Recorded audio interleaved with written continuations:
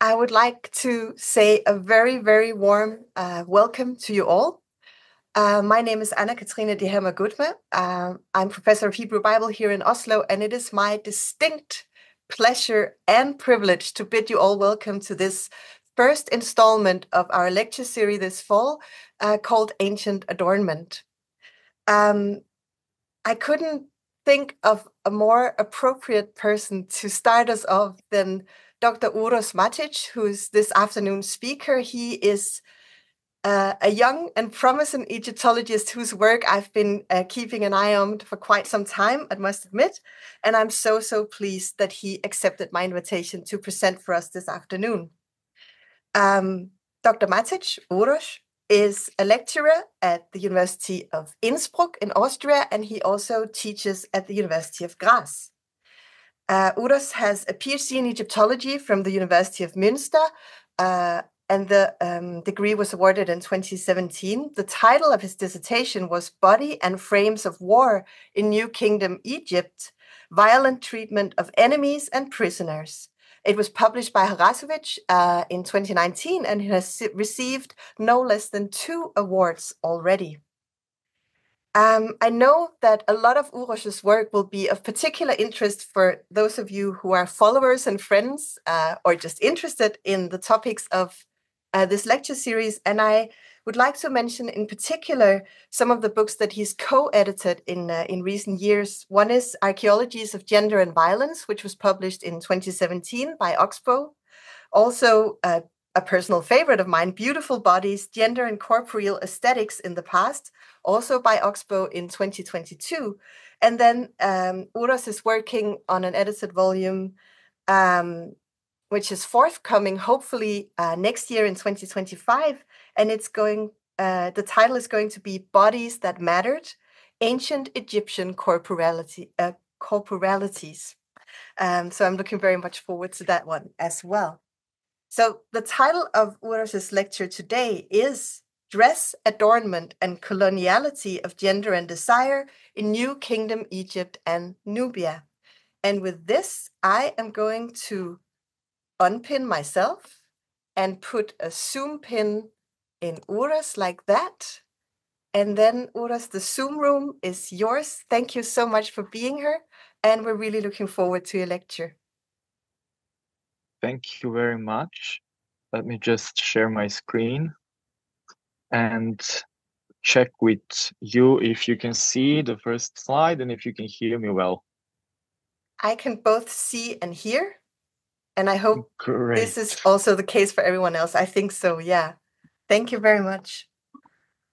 Thank you very much. So without further delay, I would, of course, first like to thank the organizer of this series, Ancient Adornment, at the University of Oslo, Professor Anne-Katrin de Hermer-Gudme, for her kind invitation to give this lecture today. And of course, I would like to thank everyone in the audience for finding time to be with us today from all over the world. This presentation is the result of some of my previous and some of my ongoing research. Therefore, not all of my conclusions are final in any sense of that word, but they do indicate in which direction my further research will go with this particular case study. Since not everyone in the audience comes from the field of Egyptology, Nubian studies, Eastern Mediterranean archaeology in the late Bronze Age and Near Eastern archaeology, I wanted first in this introductory part of my presentation, before going closer to the topic of this lecture, I wanted to provide a necessary geographical and chronological context. So New Kingdom Egyptian Empire, marked in orange on this slide, was one of the earliest empires in the world with its core in northeastern Africa. The designation New Kingdom refers to a time period spanning from mid-16th to 11th century BCE, or the time of Egyptian 18th, 19th, and 20th dynasties. This period chronologically corresponds to what we call late Bronze Age in Eurasian archaeology. And during this time in the Eastern Mediterranean, Northeastern Africa, and West Asia, several competing kingdoms established their imperial holds too. So in 15th century BCE, Egypt defeated Levantine city-states and established a control of this region based on a so-called vassal system. This means that the rulers of the Levantine city-states became vassals of the Egyptian pharaohs. They formed close ties with Egyptian royal families. The pharaohs requested, for example, the sons and brothers of the rulers of the Levantine city-states to be sent to Egypt and grow up or spend some time at the Egyptian court and then replace their fathers or brothers in the Levant. And this diplomatic strategy by Egyptians ensured their loyalty to Egypt. Other kingdoms in the region also established their imperial holds, becoming rivals to the Egyptian Empire. So in the 15th century BCE, the kingdom of Mitanni was particularly interested in the northern Levant, which is where it clashed with Egypt, but soon after, the two kingdoms established peace. In Mesopotamia, Babylon and Assyria formed their domains. In Anatolia, the kingdom of the Hittites gradually expanded its domain and formed an empire, which in 13th century BCE clashed with Egypt, since both states had interest in the northern Levant. After these conflicts, peace was established.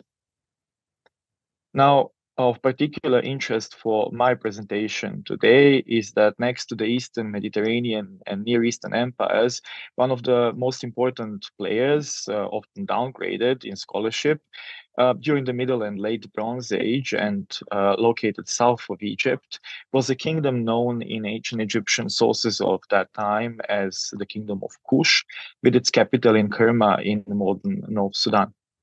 And the kingdom posed a serious threat to Egypt, managing even to penetrate deep into the Egyptian territory and mobilize other Nubian polities against Egypt, such as, for example, the Magi peoples of the Eastern Desert in Sudan and the land of Punt on the Horn of Africa. Archaeologists use the term Nubia to designate the territory south of the first cataract on the Nile River, the territory of modern southern Egypt and North Sudan. It is marked with a blue circle on the slide on the left on the map. Around 1500 BCE, in a series of military campaigns, Egypt conquered Nubia in the south. Egyptian textual sources narrate about violence conducted to local population, including even public displays of torture, mutilation, and execution. And Anne was so nice to mention my PhD thesis, in which some of these examples are covered. So unlike in the Levant, where a vassal system was established, in Nubia, Egypt established a form of a colonial system. This means that Egyptian settlers and deportees from northern countries were settled in Nubia. New towns and temples were built, some located on the previous Nubian settlements. Nubia was governed by an Egyptian viceroy who directly answered to the pharaoh and relied on deputies and some members of the local Nubian elite, often referred to as princes in Egyptology. Administratively, the land of Nubia was divided into two regions. You can see them here on this big map on the right. The northern region was Wavat, or Lower Nubia, spreading from the first to the second cataract, and the administrative center of the province of Wavat, Lower Nubia, was in Aniba or Mian. The region from the second to the fifth cataract was known as the province of Kush, and during the New Kingdom, it changed its administrative centers several times. During the reigns of Amenhotep III and Tutankhamun in the mid-18th dynasty, the administrative center of Kush was in Soleb. It is an open question if the administrative center during the reign of Akhenaten was in Sesebe. However, it is sure that the administrative center of Kush during the reign of Ramses II in the 19th dynasty and later was in Amara West. I previously mentioned that the province of Kush was from the second to the fifth cataract. Due to the size of the map and the necessity to have the details clearly displayed, I had to split it and present the region south of the third cataract on this slide. You can see that the region called the Dongola region in Sudan is marked here in red on the left. This is because the archaeological surveys in this region in the last several decades showed no evidence of New Kingdom Egyptian presence or occupation. This opens the question to what extent was the region south of the third cataract really integrated in the Egyptian colonial governance in Nubia. New Kingdom Egyptian presence is certainly attested at sites such as Kaaba, just north of the Dongola Ridge, and Jebel Barkal, east of the Dongola Ridge. However, the exact nature of the Egyptian presence at these sites is still debated. It is definitely beyond the scope of this presentation, so I will be silent on that here. Egyptologists and archaeologists of the early 20th century assumed that this defeating of Nubians and that the defeated Nubians blindly took over the supposedly superior culture of the conqueror, becoming completely assimilated to Egyptian culture. This is why terms such as Egyptianized Nubians were common during the most 20th century archaeology. In this colonial discourse, the local population was devoid of agency, power, and historical significance. In the last 20 years, more or less, archaeologists such as Stuart Tyson Smith, Paul Van Pelt, Renan Lemos, Julia Budka, and others started to rethink the colonial interpretative model based on inspirations from anthropological and archaeological studies of ethnicity, as well as post-colonial and decolonial theories. Postcolonial theory puts emphasis on the asymmetries of our relations in colonial settings without neglecting the agency of the colonized peoples. Now, before introducing my own research questions in this particular lecture, I will summarize some of the central tenets of postcolonial and decolonial theories I were inspired by. In 1978, one of the key scholars of colonialism, Edward Said, analyzed English and French colonial texts describing the colonial peoples and other cultures. He established that these texts construct the colonized as contrast to the colonizer. Thus, whereas the people in the West, for example, are rational, honest, and organized, the people in the East are irrational, corrupt, and chaotic. The work of Said influenced classical historians and archaeologists dealing with Greek and Roman texts and representations of conquered and foreign peoples, but it did not have a major influence on studies of late Bronze Age imperial discourses. Following on the work of Said, Homi Bhabha studied the question of the formation of colonial subjects in 1994. He stressed that in the process of colonization and empire building, the cultures of the colonizers and the colonized emerge simultaneously. So there is not one without the other. According to Bhabha, there are no pure cultures, as all cultures are hybrid in their essence. The concepts developed by Bhabha are often found in archaeological and Egyptological literature. However, as I have repeatedly argued, they are more often than not misunderstood. Details about these misunderstandings can be found in my 2023 article in the journal Archaeologies, Journal of the World Archaeological Congress. However, whereas the works of Said and Bhabha functioned as, so to say, foundational texts for post-colonial archaeology, other post-colonial scholars seem to have had less of an influence. In 1994, Robert Young stressed that the colonial encounters form ideas about the body of the colonized. For example, in Colonial Discourse, analyzed by Young, African people are often over-sexualized, so that, for example, African men were considered dangerous for white women, and African women were considered dangerously seductive for white men. Despite racism, the bodies of the colonized became desirable, or better said, racism made these bodies desirable. In 1995, so just 1 year later, Anne McClintock demonstrated how gender and colonialism work together in constructing the conquered land itself in text and imagery as inherently feminine. She stressed the class background of fetish imaginations of the colonized.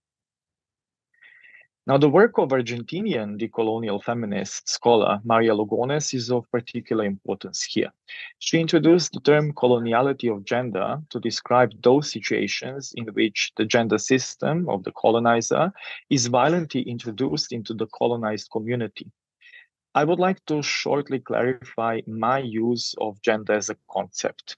Gender is traditionally understood as sociocultural interpretation of biological sexual difference.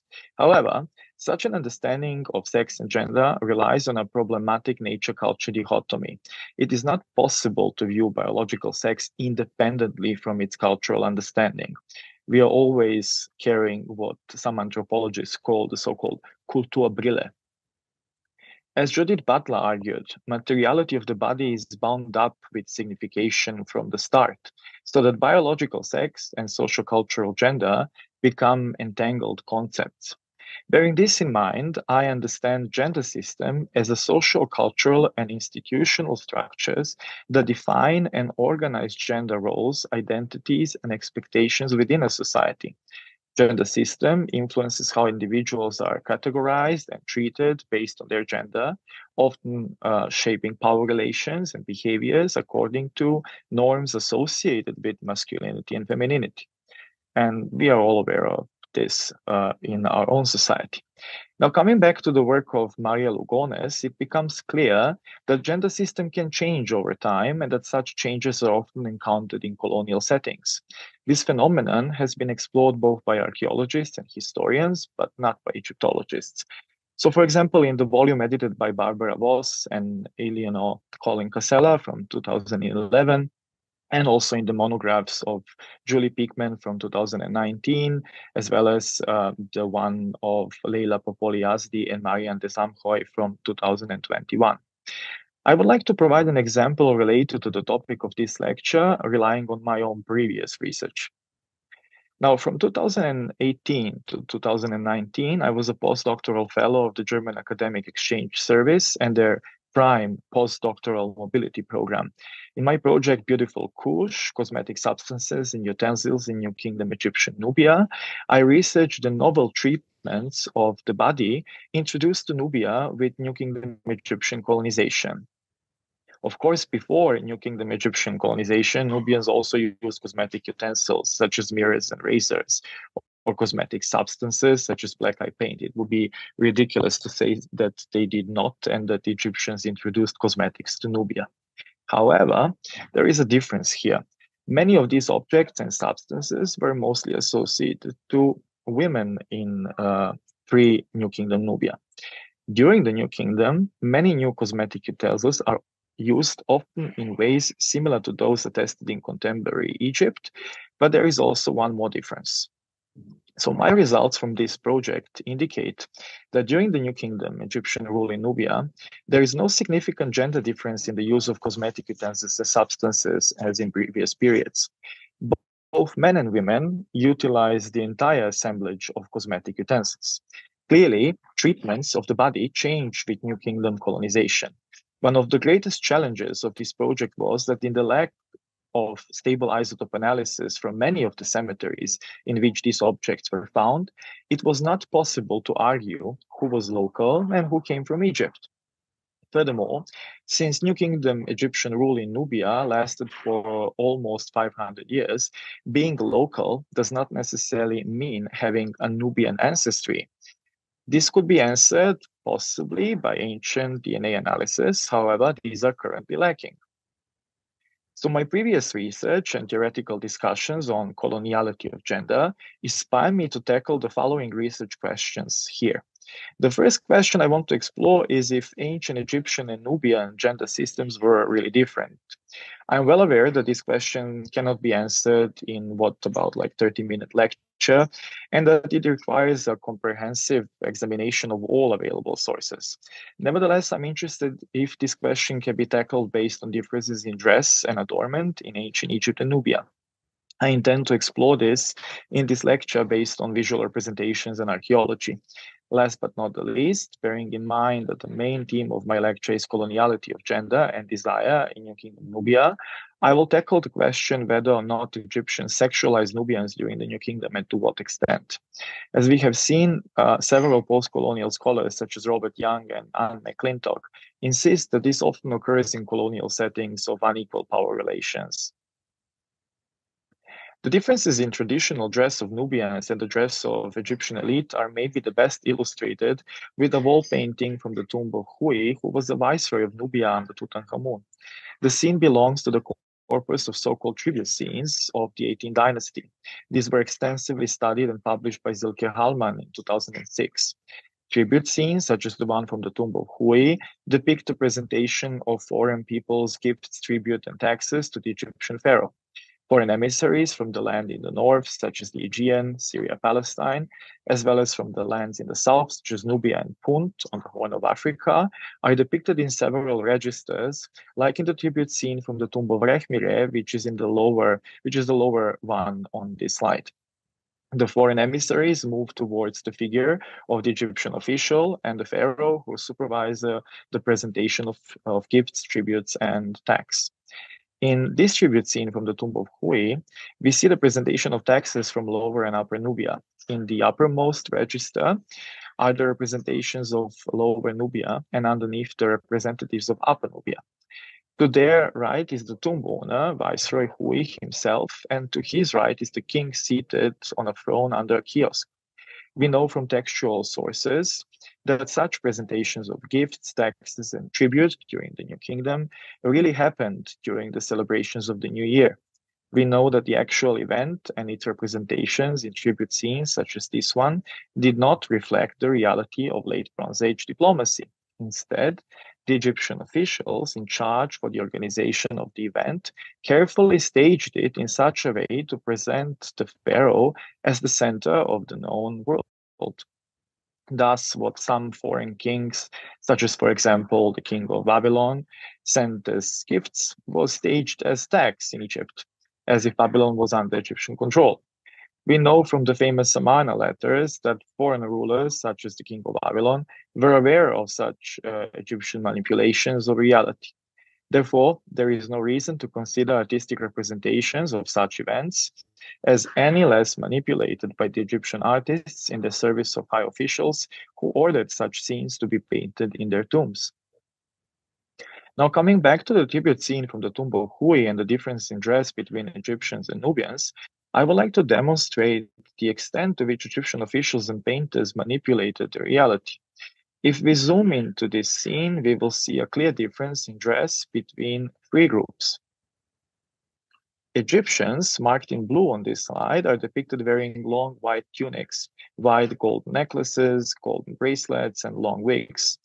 Nubians can be divided into two groups. One group of Nubians are free Nubians from Bambat and Kush, depicted bringing taxes to the Viceroy Hui. They are marked on this slide in red. Nubians are distinguished in Egyptian iconography, among else, by their skin color being either dark brown or black, whereas the skin color of Egyptians is either reddish for men and yellowish yellow for women. This group of free Nubians are wearing similar long white tunics, just as the Egyptians. Some of them, especially women, wear broad elaborated necklaces made with gold and colorful beads. These women also wear white bracelets, which could be of ivory. The golden earrings and headdresses of these women are also Egyptian in style. The free Nubian men are depicted wearing both long white tunics, like Egyptians. However, they are also wearing leopard skins, richly decorated belts, and headdresses with feathers, typical for Nubians in Egyptian iconography. One Nubian man in this group attracted particular scholarly attention. This is Hekanefa, Nubian prince of Miam, administrative center of Lower Nubia. Although depicted as a Nubian, wearing both Egyptian elite dress and typical Nubian dress elements, his name Hekanefa was an Egyptian name. His title Prince of Miam is an Egyptian title. Hekanefa was clearly a member of the state-running elite, just below the Viceroy of Nubia, an Egyptian called Hui, whose tomb Hekanefa was depicted. However, this same man, Hekanefa, is depicted in his own tomb in Lower Nubia as an Egyptian high official.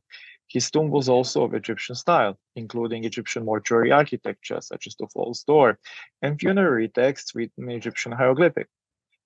The material culture from his tomb was also in Egyptian in style, illustrated here with an Al-Shabti figurine from his tomb, currently in the Nubian Museum in Aswan in Egypt.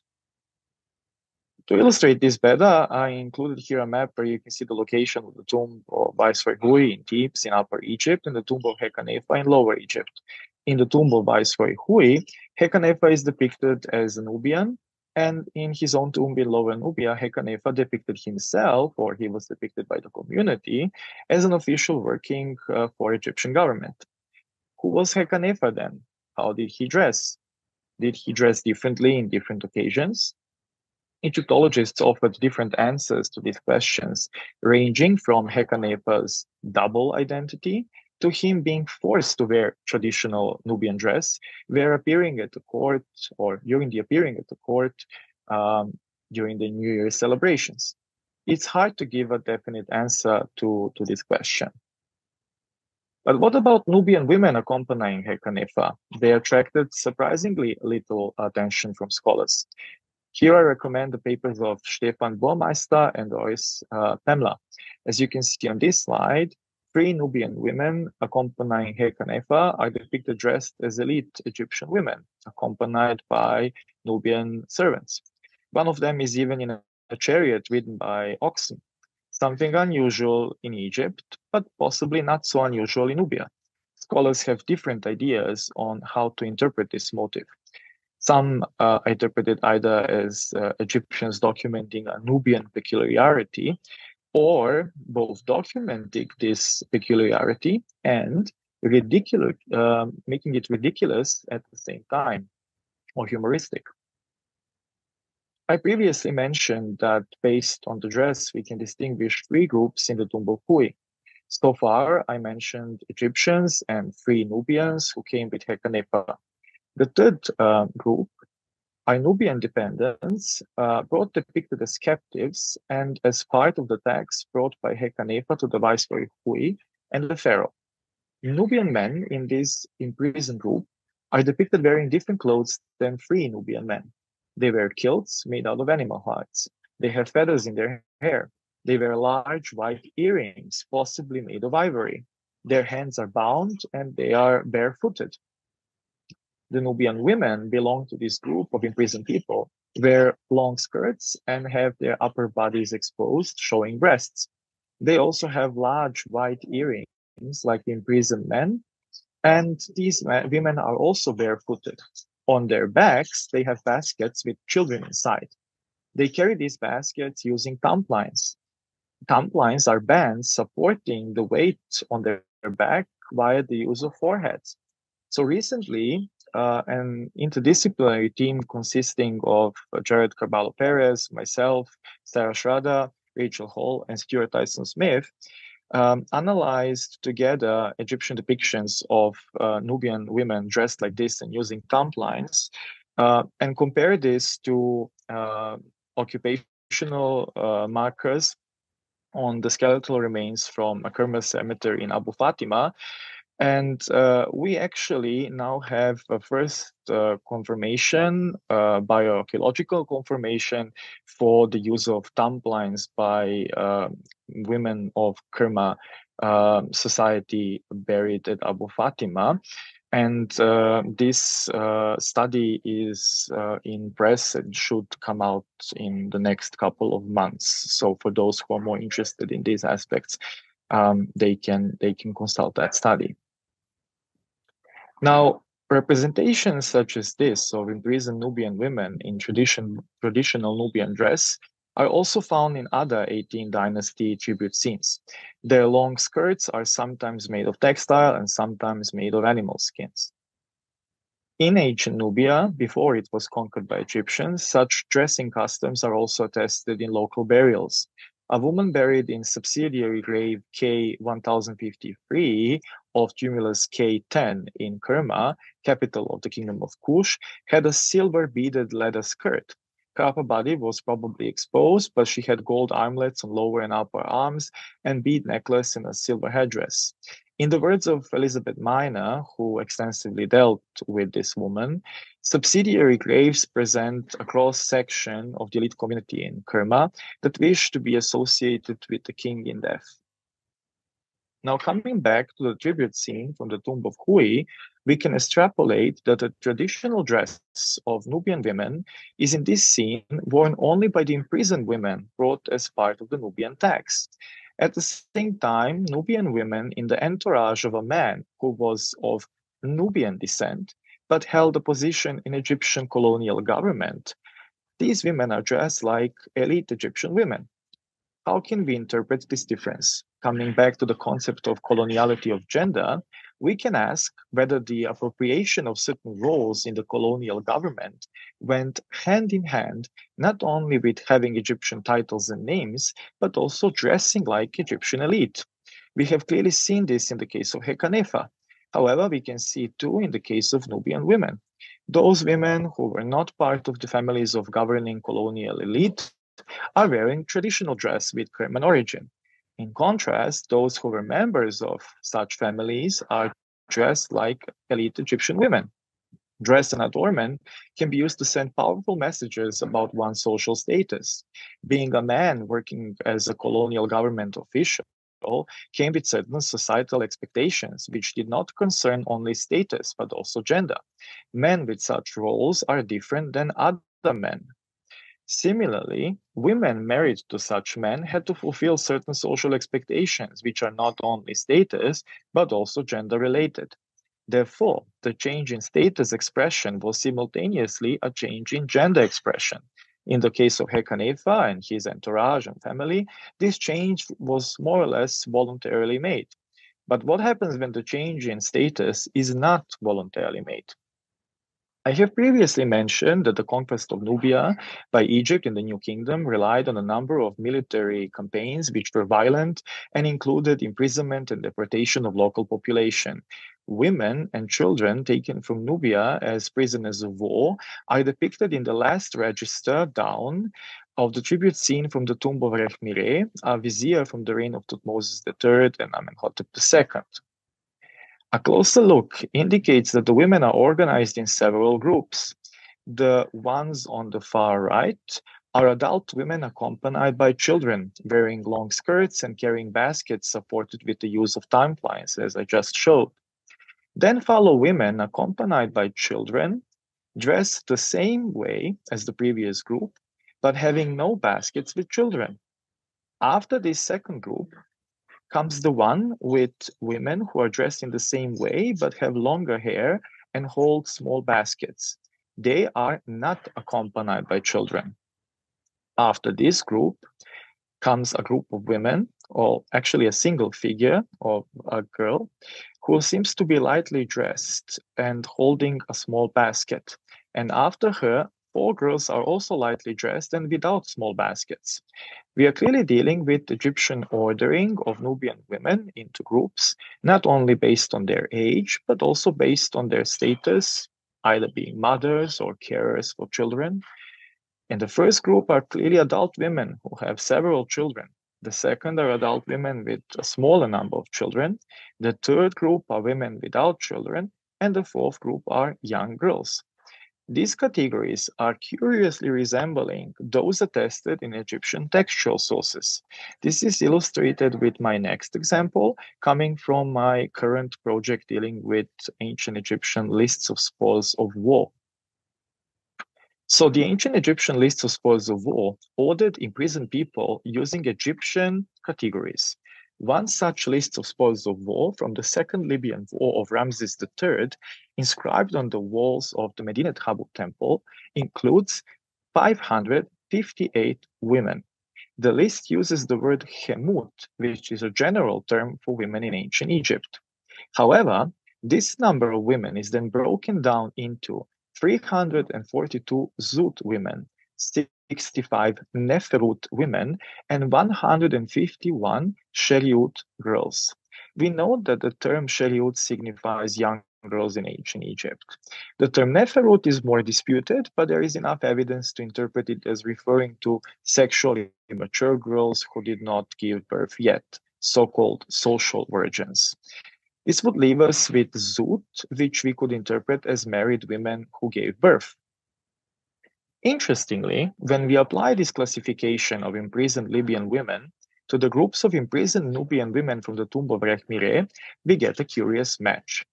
Our group of lightly dressed Nubian girls would match the Sheriut girls.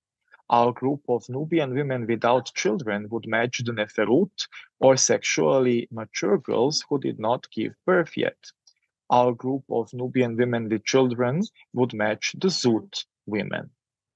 All women and girls together would match the general term hemut, or women, as indicated in the accompanying text to this register above the image.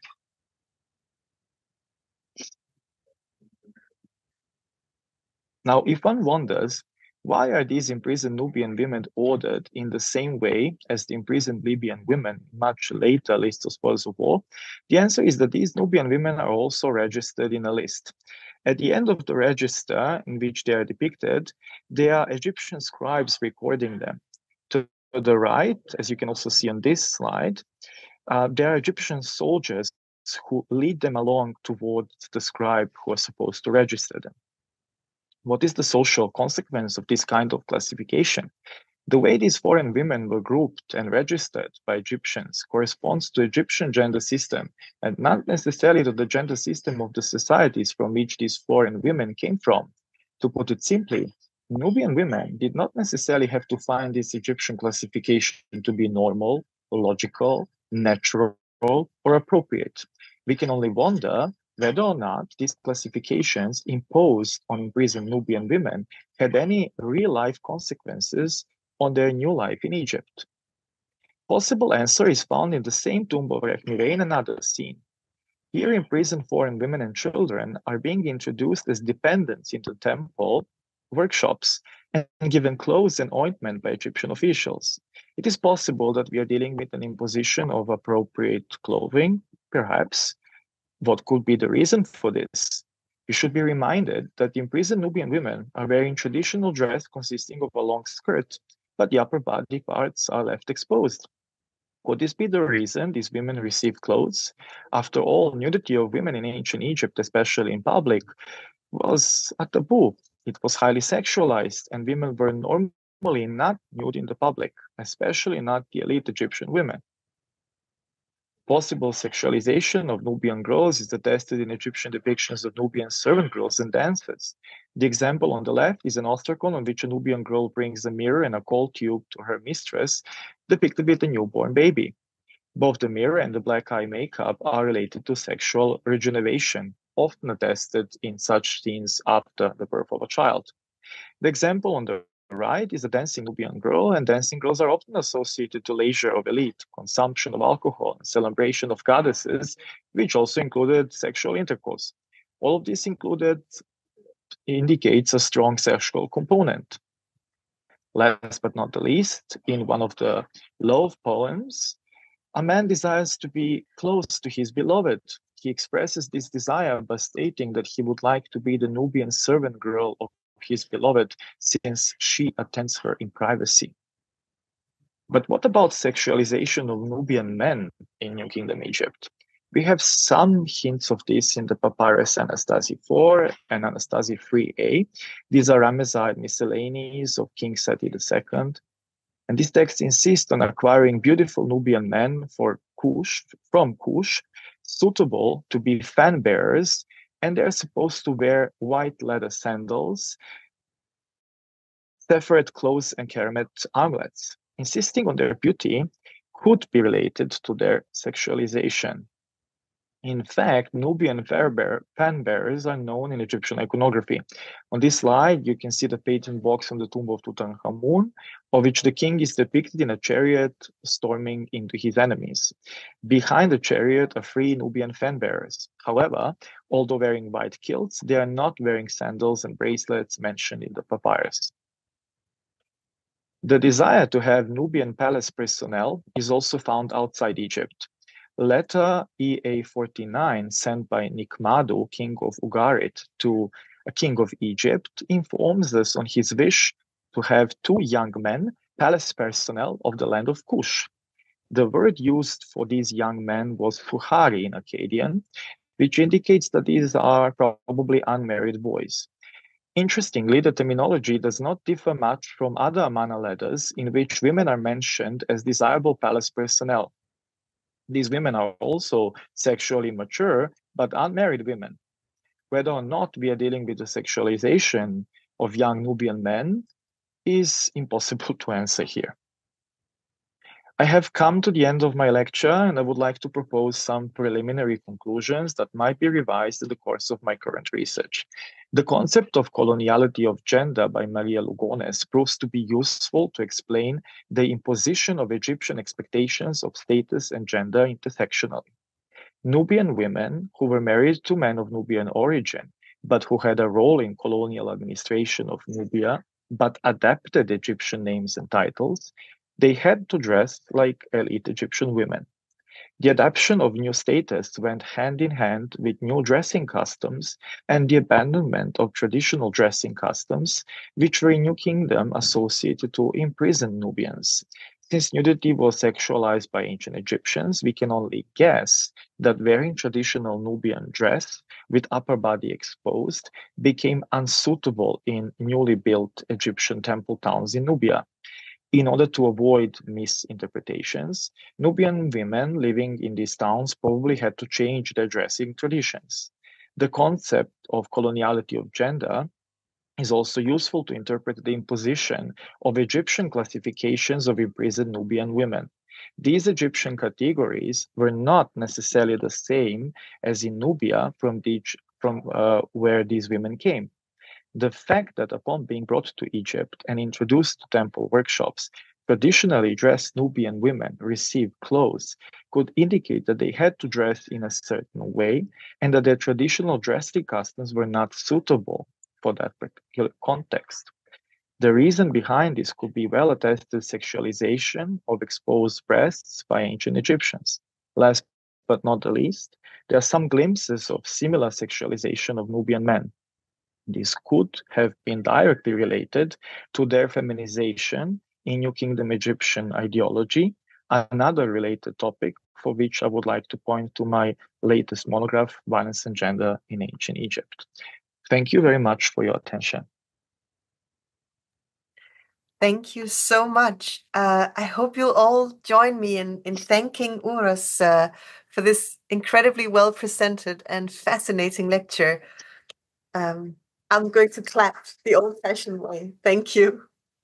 So now we have until 4:15, so we have plenty of time for discussion and questions, comments to Uroš's talk.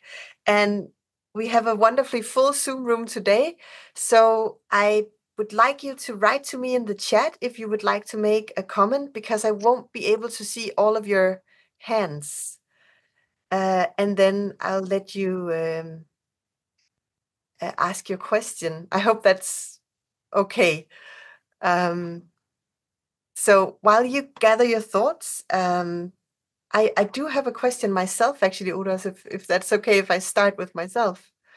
I was just Please. I was wondering about this relief you showed us. You also mentioned this towards the end of your talk about the Nubian women that are being put in these workshops, that they're gifted with clothes.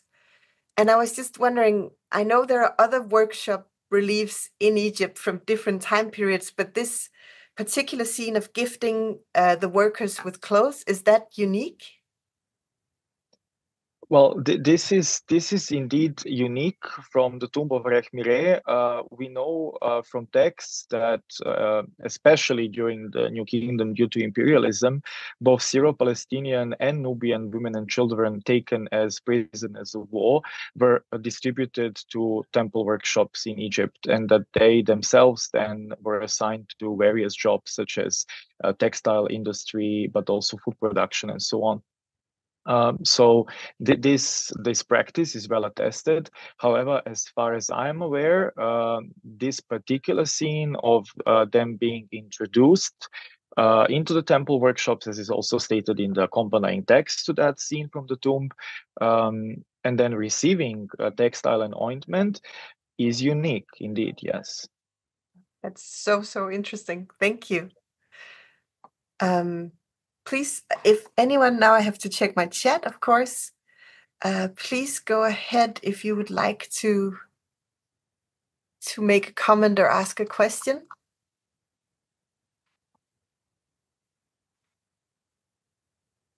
You can also just unmute yourself and start asking if that's easier.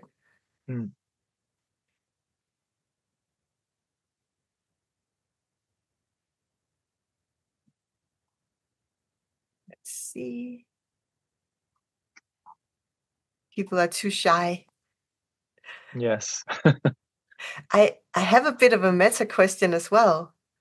I don't know if it's possible to answer this, but I wonder if is it what you showed us about the influence of post-colonial studies, and how they were late to have an impact on a research on Egyptology. It seems that almost it's not completely unfamiliar to me coming from the Hebrew Bible as well. So it's not because there's anything in particular wrong with Egyptology here, but it's just fascinating to me that there seems to have been quite a shift when we come to the early noughties and after the turn of the millennium, that all of a sudden Egyptological research seems to be much more influenced by theoretical work and theories in general. Do you think that's a correct observation? And do you have any suggestion as to what caused this change, that Egyptology all of a sudden started adopting more theory?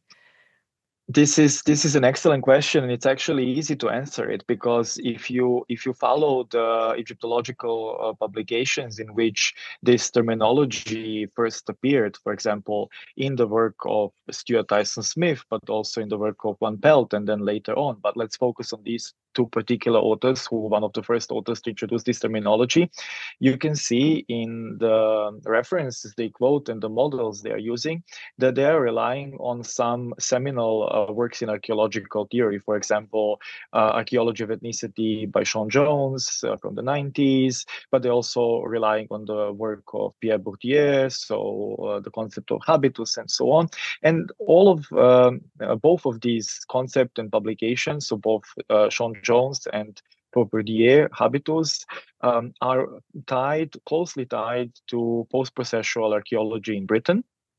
And this paradigm, let's call it like that, for the sake of argument in archaeology, also influenced the debates on so-called Romanization and the critique of Romanization by Jane Webster, Richard Hingley, Mattingly, and so on. So these authors were in the field of provincial Roman archaeology, the first one who were pushing towards the critique of Romanization as a diffusionist culture historical model.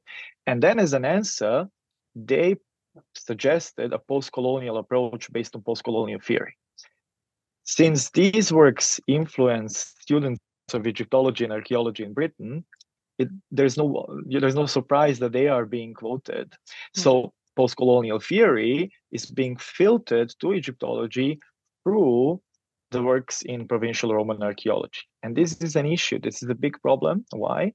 Because of that, very often Egyptologists do not consult the primary works. They don't go back to the original works of post-colonial, decolonial theorists, and this leads to a lot of misinterpretations of what was originally said in the work, for example, of Homi Bhabha. Yes. That's a good point. And also possibly missing important details that would be, perhaps even more appropriate for illuminating ancient Egypt than provincial Roman culture as well. Exactly. Like one of my favorite example in Egyptian archaeology is the use of Bhabha's concept of third space, as if this is really a space, like a physical component. And this is not what Bhabha is writing about. For Homi Bhabha, third space is not a physical component. It is a situation which is tied to the functions of language itself. That language, by its structure, is open for misinterpretation, and that as such, it can be used both for domination and for questioning domination in colonial context. So when Bhabha says that there is some kind of a third space in colonial context, he's referring to this ambiguity of the language. And that's not surprising, because the works he analyzed are literary works. He does not analyze material culture. He's not an anthropologist. He's not an archaeologist. Yeah. No, absolutely. And a good reminder But we are that when now, you... Oh, sorry, yeah. go ahead.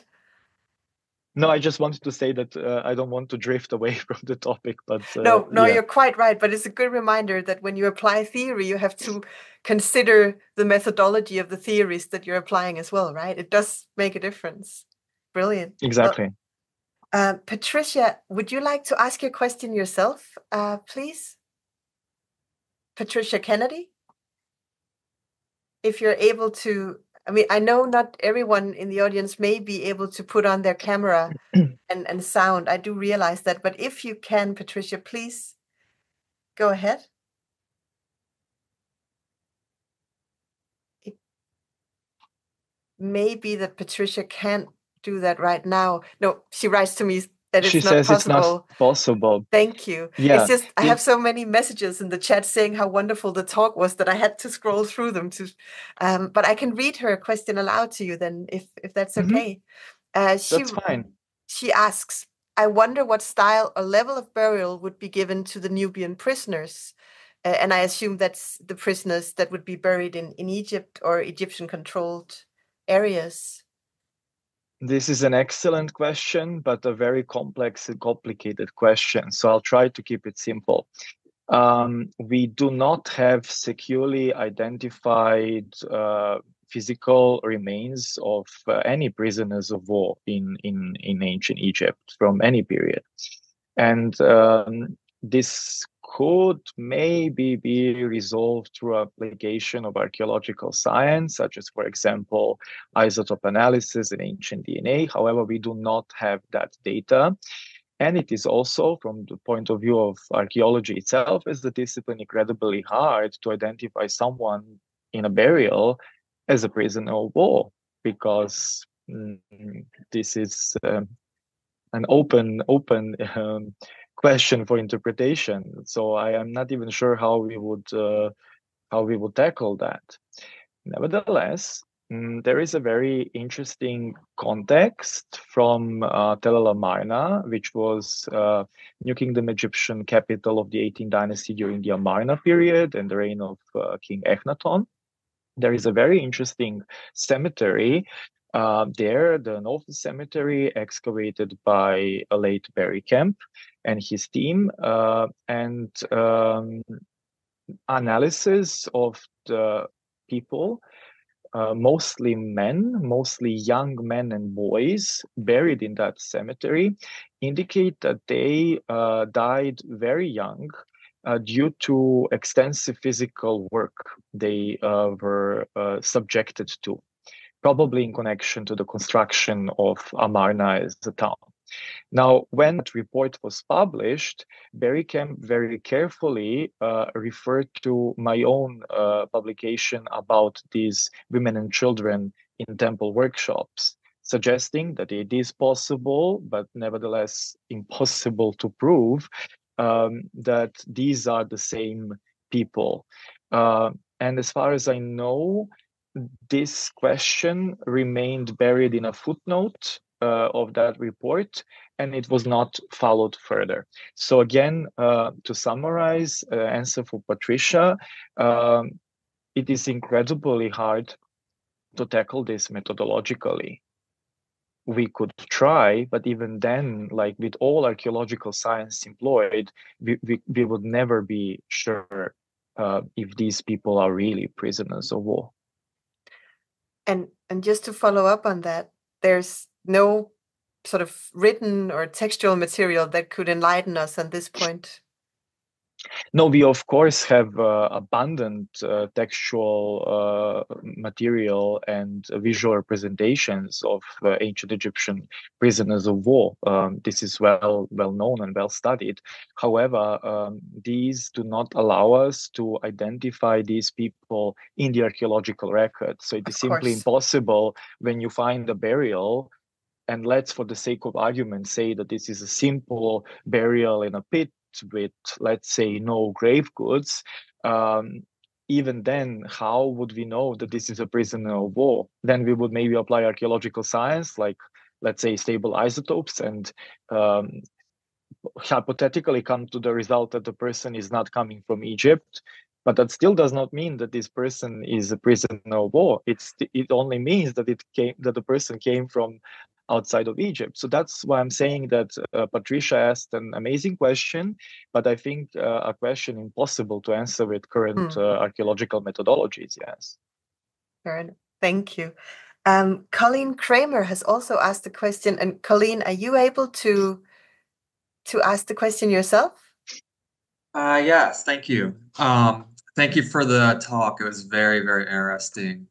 My question is, from like the post-colonial lens on sexualization of Nubians, do you have any thoughts on like the tattooed counter dancers that Solange Ashby and Emily Morris have written on, and how they seem to have a very Nubian origin, especially like the motifs of the tattoos, and how that seems to have over time been adopted by Egyptians themselves through like paddle dolls and figurines and such like that.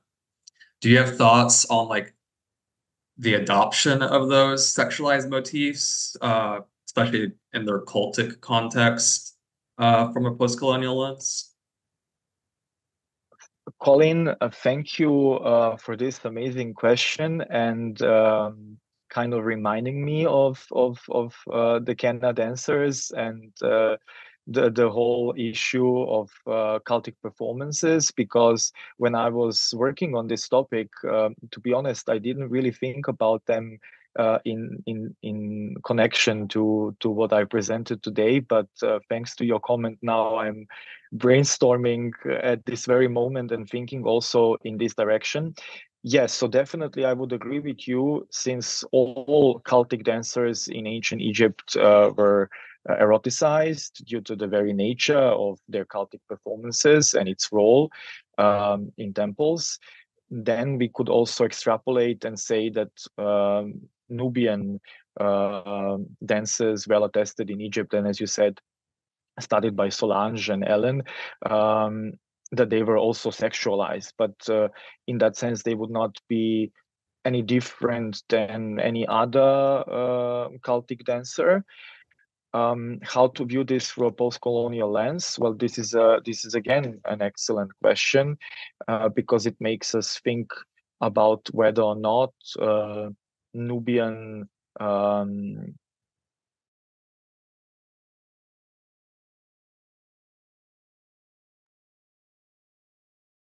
Oh,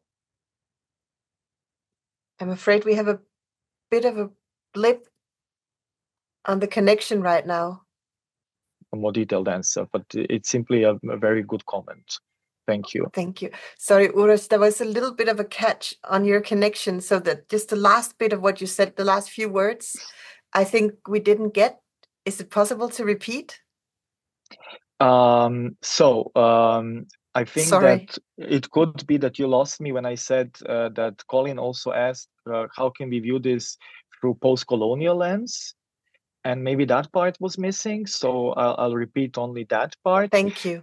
This is again an excellent comment because I didn't think about it through post-colonial lens, but as I said, I'm brainstorming now, and it would be possible maybe to, in the lines of what Anne McClintock was writing in Imperial Leather about the fetishization of the other in colonial context, that maybe certain tattoo motifs and body scarifications originating from Nubia, then transferred as a practice to Egypt, could have gotten this kind of imperial fetishist notion in the sense of Anne McClintock's work, so that it becomes sexy because it comes from afar. Yes, but I would have to explore that detailedly. Yes, that's good. You come away from here with work. Yes. And thank you for the question, Colin, as well. Thanks. I also have a question from Margaret Maitland. And Margaret, would you be able to ask your question yourself?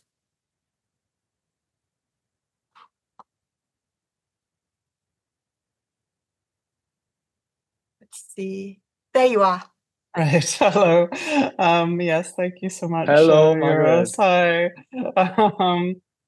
Thank you. That was really, really fascinating.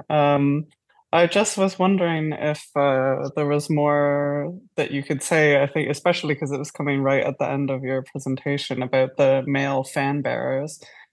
and whether their use might relate to more broadly a display of unusual and exoticized bodies in elite retinues that seems to be a form of status marker, because you see this with also disabled, so-called sort of bodies in Old and Middle Kingdom, retinues of the tomb owner.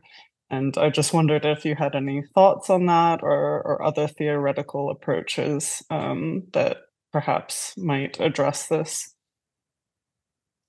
Thank you very much, Margaret. Actually, again, an excellent question. And when I started thinking about this, your view that this could be first and foremost important because it's a other body, it's different, it's from afar, and it's being exoticized for the purpose of this imperial court culture. That was also my starting point. However, then I was looking into the specificities of language in both Egyptian sources and the Amarna letters. And whenever they are insisting on beauty of the palace personnel, this is sexualized. So the word nefa, as we know, means good, beautiful, and so on, all right? But in this particular context, it refers to ripeness, sexual ripeness and beauty of people. And there's no wonder why the word neferut in plural or neferet signifies a sexually mature girl, and that it is insisted on that in also lists of spoils of war, for example.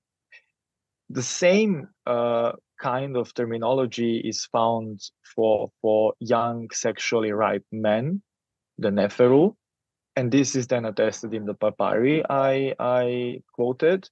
When the Amarna letters are concerned, there's definitely sexualization of the personnel. I don't remember the exact number of the letter, but I can send you that later. I have it written down in my notes. There is one interesting letter in which it is said that the certain number of palace personnel, both men and women, which have been sent, have been well received. And then the one who sent them also comments, well, regarding the ones I sent, men and women, send me the women back, but keep the men. And then in another letter, it is insisted that they want only good-looking women. Like the ones who are not good-looking, whatever that means in that context, are not desired. So they clearly had a very specific idea of how this personnel was supposed to look like. And again, in the letter I quoted, the insistence of young Nubian men or boys or adolescents is indicative, but not definite. Yeah. It's fascinating. Thank you so I much. hope I answered your question and I didn't really complicated it further, but I think it's a complicated matter. Yeah, I think that's the thing. I think it is very complicated because I think with with the colonial context, you can have desire intermixed with fear of the other as well. So I think it is quite nuanced. But that was all really, really interesting and lots to think about. So thank you so much. Thank you. Thank you. We still have some time for questions and comments. If anyone has something they would like to ask or address. I was thinking the conversation you had just now with Margaret, and the use of nefer and neferu, is that the general way of describing beauty in Egyptian in the New Kingdom era, that it's not a gendered word in itself, it's just used, according to grammatical gender, but there's not a, sometimes in English, for instance, we talk about beautiful women but handsome men. But it's the same term for both men and women, generally speaking. Exactly. There is only a difference in grammatical gender, but it's the same word being used. And of course, Egyptologists could have, I think, a week-long discussion about the exact meaning of the root nefa. Like the etymologies until now indicate that nefa means originally ripe, and then from this ripeness, it goes into good, quality ripe, beautiful, sexually pleasing, sexually ripe, sexually mature, and so on. But it always has to be looked into the context of its use. My look into the terminologies for imprisoned people in the lists of spoils of war indicate that they made difference between different categories of both men and women according to an intersectional entanglement of age and gender. So it's not only age or only gender, it's always combined, sometimes even also status. I hope that answered the question. It but did. Yes, the meaning of these words are well attested, especially the use of nefa for a beautiful man and neferet for a beautiful young woman, ripe woman. Yeah. And just, I mean, in some of the previous installments of this lecture series, we started with ancient attraction, and there, from some of the lectures there, it also becomes very clear in a cross-cultural perspective what you were just saying. It's that it's an intersectional a perspective on not just gender, but also certainly age and ability, sort of physical ability as well. Those are the components that seem to constitute the concept of physical beauty and attractiveness in so many cultures, also in the ancient world, for sure.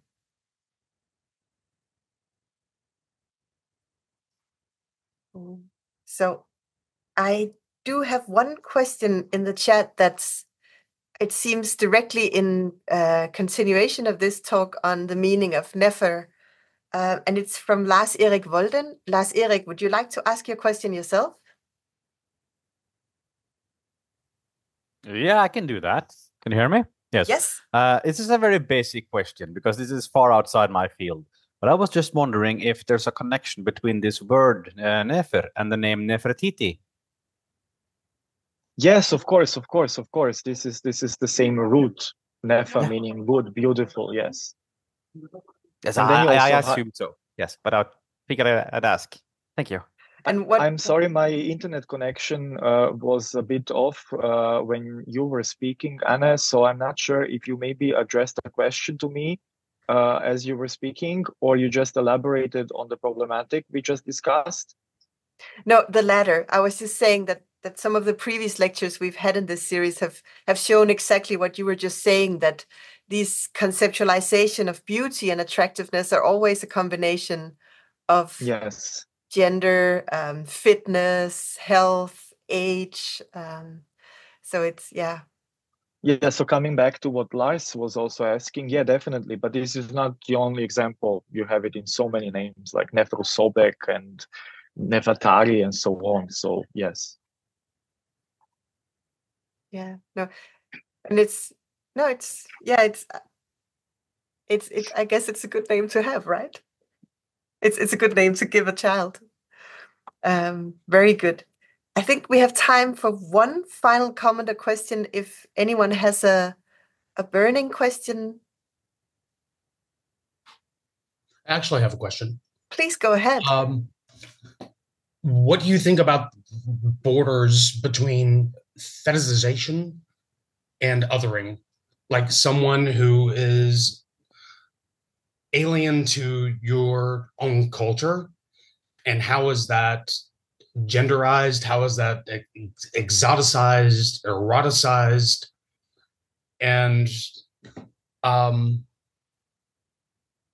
yeah,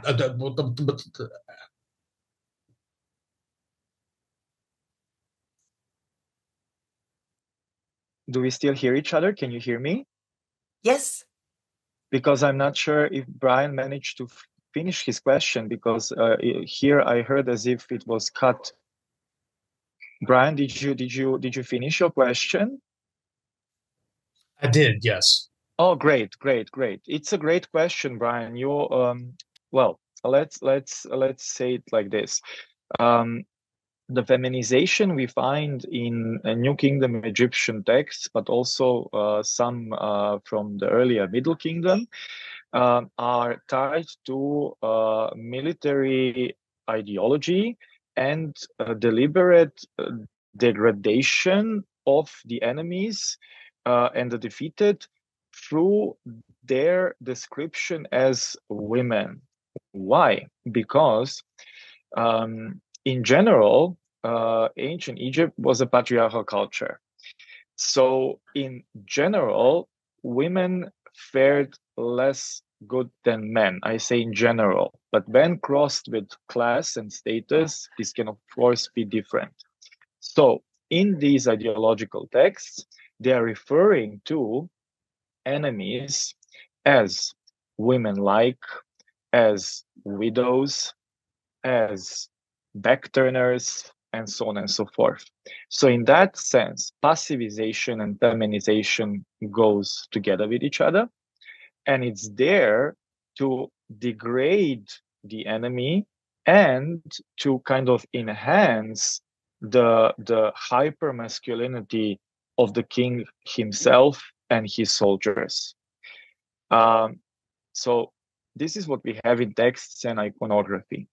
Whether or not these ideologies, which were known, they were communicated, they could be read, they could be seen, also influenced the attitudes of the Egyptians during this period towards foreign men, is something I cannot answer.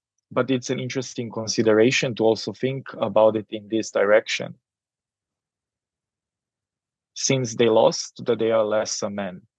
Actually, thinking about what you asked, I have a paper forthcoming in the Orient, where I'm arguing that also the Syrian princess in the famous story of the doomed prince are being depicted in this story as men who failed in being men, because they did not manage what the Egyptian prince managed.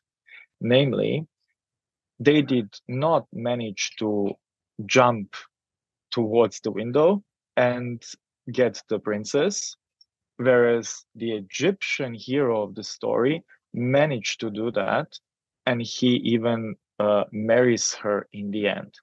So it's this typical trope of one against the many. Egyptian men better than other men. He is the one who gets the bride as a prize. But not only that, if you think about the language of that text itself, the verb fui, to jump, is debatable. What does it really mean? Is it jumping? Is it fleeing? But it's some kind of a movement to jump at something. But it's also attested in this very same transcription and same determinatives, including a phallus determinative. The same verb is attested as begetting, kind of jumping on someone sexually. So we also have to consider these very subtle nuances of the text, which were surely known by the elites which could read it, and by the elites which could hear it. They could understand these subtle metaphors behind the language of saying that some men over there didn't manage to pui and reach the princess, whereas the Egyptian guy managed to pui, and in the end he also married her. And I think if some of you would like to look up that article that Uroš just mentioned, now that you mentioned that they didn't manage to pui, I remember I saw it in your academia profile. So that's at least one way to keep track on it and see when it's published. It should be out, I think, by end of October. That's what I was promised by the editor. But let's hope. Editor's promises, you know. Well, we've reached the end of our time, and it has been delightful. I'm really happy that you would spend some time with us today, Uroš. And just before I ask you to thank Uroš for his talk again, I would like to mention that now the lecture series is up and running, and we will reconvene again already in 2 weeks from today on Friday, September 27th. And it's 3 p.m. Oslo time again. And in 2 weeks, we have Dr. Sarah Hollander, who's from the University of Graz. So we have the Austrian connection again. And Dr. Hollander is going to give a talk on notorious cross-dressers, ? Restyling Hercules and Omphale in Roman antiquity. So we're moving a little bit up in time. But I do think this is going to be an excellent lecture as well. So please do join us for that if you're available in 2 weeks. And with that, please join me in thanking Uroš for his wonderful lecture and this very, very interesting discussion as well. Thank you, Uroš. Thank you so much. Thank you very much, everyone, for being here today. Thank you. And with that, I'm going to wish all of you a very, very lovely weekend. Thank you for being here. Do come back and take care. Bye-bye.